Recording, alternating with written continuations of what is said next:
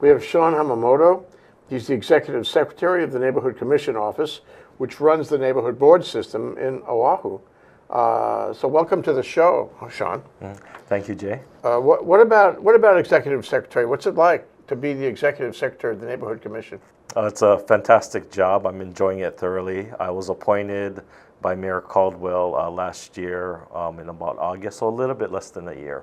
Gives me a good chance to work with communities all around our island and help people or help communities take part in the decisions of government in their neighborhoods. Yeah, very important. So what is it like to be on the Neighborhood Commission? What's it like to be on the Neighborhood Board? How much time is involved, and what are your obligations and your authority or power, so to speak? Okay, well, I guess just a brief background. I am a former neighborhood board member. I was on the downtown neighborhood board for a couple of years. In my capacity now as executive secretary, our office basically oversees all 33 neighborhood boards over the island. Basically, we assist the boards with their monthly meetings. I have a staff of neighborhood assistants that attend meetings, to take minutes, make sure the meetings are run, I guess, procedurally correct, which is very important. And just handling various issues that come up with neighborhood boards in their communities. We're also always looking to improve the system. So since I've been on board, I've restructured our office to put greater emphasis on community outreach. So that's what my office has been focusing on, going out into the communities, talking about neighborhood boards, and that's the reason why I'm here today, and I thank you very much. So what do you tell them when you go out? What's the message you want to deliver? Well, actually, one of our first questions we ask people is, have you ever heard of the neighborhood board system? And I can tell you the majority of the time the answer is they've never heard of us. Now, we've been around, surprisingly, that a lot of people might find surprising, we've been around since the early 1970s. So, the first question is, have they heard of the neighborhood board? And after that, we just let them know that, you have a neighborhood board in your community that meets once a month, and it's there for you to express your opinions on different issues going on in your neighborhood, and also to be informed by your elected officials, whether it be state or city. Also, there's representatives from Honolulu Police Department, Fire Department, Board of Water Supply. So it's an opportunity for you to learn, what's going on from the government point of view as well. Yeah. Now, if the neighborhood board makes a decision or makes a request of government, what happens to it? I mean, they don't, in themselves, they don't have any authority, but how much respect do they get from the city, from the state, when the neighborhood board, resolves something or asks for something? Yeah, so you're correct.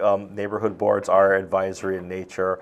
However, I can tell you that certain government agencies, for example, the Liquor Commission, when I was on the downtown neighborhood board, they weigh their decisions very heavily on what the neighborhood board members say regarding certain liquor licenses, so forth.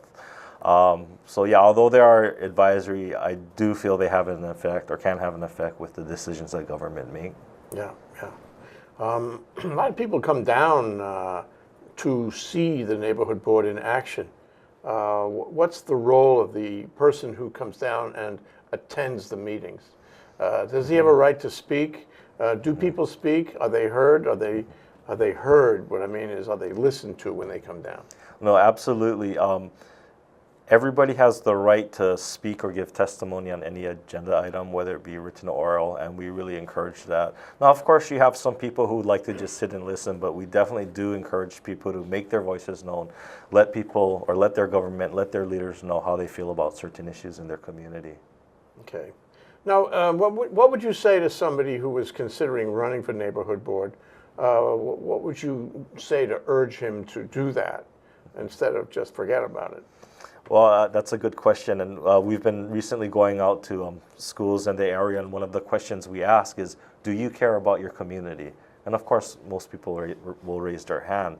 So we pitched the neighborhood board as an avenue to which to show, their commitment to their community. And we have gained, I guess, quite a bit of interest. We'll see next year, next year, 2017 is our next neighborhood board elections. So that's what we're hoping to accomplish, is to get greater participation. In the previous neighborhood board election, there were roughly 411 applicants. So that's kind of the baseline we're using. So we're hoping to increase that, hopefully significantly, over this You want year. multiple people running for each seat. Absolutely, absolutely. I think it's very healthy for democracy, and it's just good that people get involved in trying to improve their communities. Yeah. Now, it's just an observation on my part, but a lot of people who sit on the neighborhood board later run for office in the state legislature or the city council.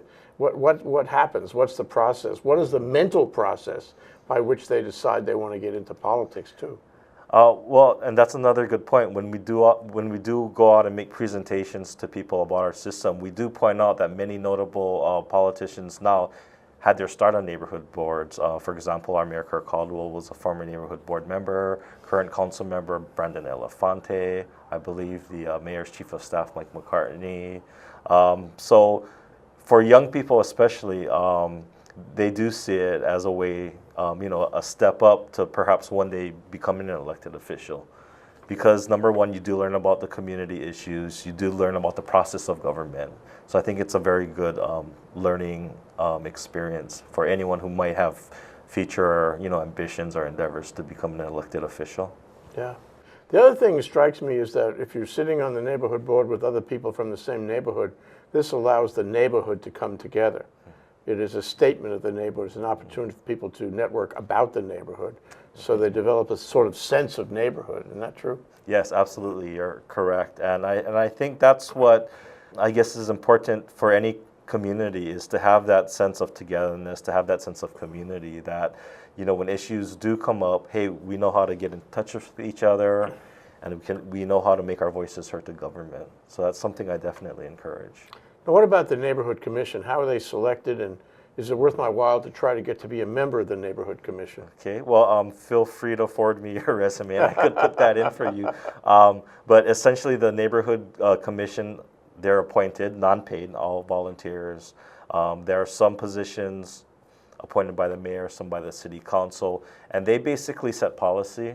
One of our governing documents is the neighborhood plan. So the neighborhood commission does have the authority to amend the plan, I guess, as a means to improve it. And also they have some adjudication functions. Here and there we'll get complaints, so they are the body that adjudicates these complaints. Yeah. It's complicated, isn't it? All these neighborhood boards, all these people, and it's the public, who may or may not know exactly how it works, and they have to be educated, and they have to be answered when they ask a question about the system. You like your job? Oh, I love it. Every day I look forward to coming to work. I have a great staff that really help make things run smoothly.